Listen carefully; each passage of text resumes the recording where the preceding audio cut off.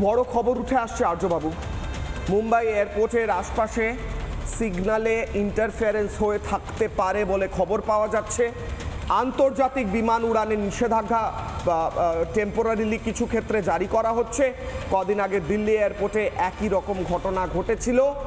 GPS spoofing হচ্ছে, কেউ চাইছে আমাদের আকাশে দুর্ঘটনা হোক, সন্ত্রাস হোক। তাই কি সম্ভব? এটা কি একটা পসিবিলিটি রয়েছে আর্যবাবু? অ্যাবসলিউটলি। আমি আপনাদেরকে বলে একটা আনঅফিশিয়ালি আজকে জানিয়েছিলাম যে আমি একটা আপডেট দেবো অনুষ্ঠানটায়। তো সেটা হচ্ছে ফার্স্ট আপডেট আমি দিতে চাই, আমি সতর্ক করতে চাই সমস্ত এয়ার ট্রাফিক কন্ট্রোলকে, সমস্ত এটিসিকে ইনক্লুডিং কলকাতা এটিসি অফিসাররা যদি এই মুহূর্তে এই অনুষ্ঠান দেখেন, শোনেন, এবং মিনিস্ট্রি অফ সিভিল এভিয়েশনের কেউ যদি শোনেন, তাদেরকে আমি সতর্ক করতে চাই। বিকজ আমাদের এয়ার স্পেসটাকে কিন্তু সিকিওর করতেই হবে। এয়ার স্পেসে কিন্তু ড্রোন দিয়ে হামলা করা হতে পারে, এবং সেটা এক্সপ্লোসিভ দিয়ে কিংবা এক্সপ্লোসিভ ছাড়া।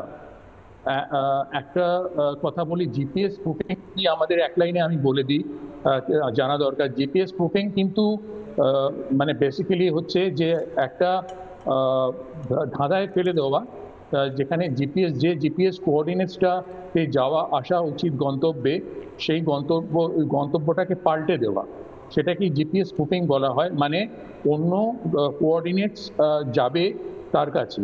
তো এটা করে জেনারেলি যখন ড্রোন অ্যাটাক হয়, তখন ড্রোন অ্যাটাকের সময় ওরা জিপিএস কোঅর্ডিনেটর তো ড্রোনের ঠিক করে দেয়।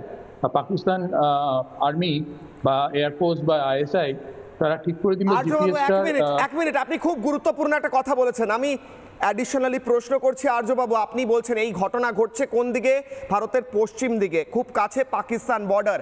আমি জানতে চাইছি আর্যবাবু, আপনি যেটা এখন বললেন, যখন ড্রোন ঢোকানোর চেষ্টা হয় ওপার থেকে, স্টেলথ যেটাকে বলে, স্টেলথিলি ঢোকানো হয়, অর্থাৎ কারুর নজর এড়িয়ে, জিপিএস স্পুফিং করে ভারতের আকাশে কিছু ঢুকিয়ে দেওয়া, কাউকে ঢুকিয়ে দেওয়া, কোনো বিমান পাঠিয়ে দেওয়া, ড্রোন পাঠিয়ে দেওয়া, বিভ্রান্ত করে দেওয়া, তারপর নাশকতা ঘটানো, এটা কি বলতে চাইছেন আর্যবাবু?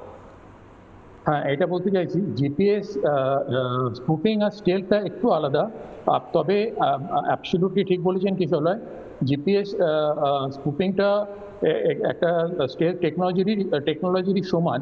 স্টেলথ টেকনোলজিতে কি হয়, যে রাডার ক্রস সেকশন থাকে বিমানের তলায়, ফাইটার এয়ারক্রাফটের তলায়, সেই রাডার সিগনেচারটা ধরা পড়ে না। রাডার সিগনেচার মানে কি, রাডারের ফুটপ্রিন্টটা, সেইটা ধরা পড়ে না। যেটা দিয়েই কিন্তু আমরা বালাকোট এয়ার স্ট্রাইকের সময় আমরা যে F-16কে শ্যুট করে নামিয়েছিলাম, সেইটা আমাদের কাছে অকাট্য প্রমাণ আছে, যার জন্য পেন্টাগন একদম চুপ করে গেছিল। তারা কিন্তু কাউন্ট কিচ্ছু বলেনি, বলেছিল যে এটা আমরা বলতে পারবো না, এবং পাকিস্তান এই নিয়ে কোনো কথা বলেনি। কিন্তু আমাদের কাছে F-16-এর রাডার সিগনেচার আছে, যে F-16 দুটোকে আমরা শটডাউন করেছিলাম। আর জিপিএস স্পুফিংটা হচ্ছে স্টেলথ টেকনোলজিটাতে কি হয়, রাডারটাকে ইভেট করা হয়, কিন্তু এখানে রাডারকে ইভেট করার ব্যাপারটা থেকে অন্যরকম ব্যাপার হয়। একটা ড্রোনকে সেট করে দিল জিপিএস কোঅর্ডিনেট রাষ্ট্রপতি ভবন ইন্ডিয়া, তো সেই জিপিএস ড্রোনটা সেই লক্ষ্য অনুযায়ী উড়ে আসবে। তাদের কাছে তো একটা সময়ের পরে কন্ট্রোল থাকে না, তো সেই জিপিএসে এসে আঘাত করে, ও কোঅর্ডিনেটসে এসে অক্ষাংশ দ্রাঘিমাংশ যাকে বাংলায় বলে, সেই অক্ষাংশ দ্রাঘিমাংশটাকে তখন ইন্ডিয়াকে কি করতে হবে, জিপিএস স্পুফিং করতে হবে, যে যাতে রাষ্ট্রপতি ভবনের জিপিএস কোঅর্ডিনেটসটা ড্রোন চিনতে না পারে, সে অন্য জায়গায় চলে যাবে, এই করে বাঁচানো হয়। তো এইখানে যেটা হয়েছে, একটা বিমানে অলরেডি বোমা হামলার হুমকি দেওয়া হয়েছে, এবং সেটা শুরু হয়ে গেল আবার। এবং আর একটা, আপনি মুম্বাইয়ের কাছে যেটা বললেন, Mumbai is very close two Karachi, এটা আমরা সকলেই জানি।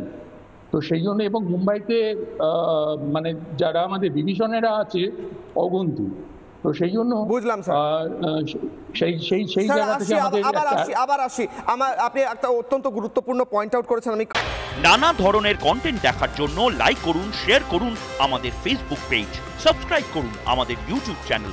পাশাপাশি অন্যান্য ব্রেকিং নিউজের জন্য অবশ্যই চোখ রাখুন রিপাবলিক বাংলায়।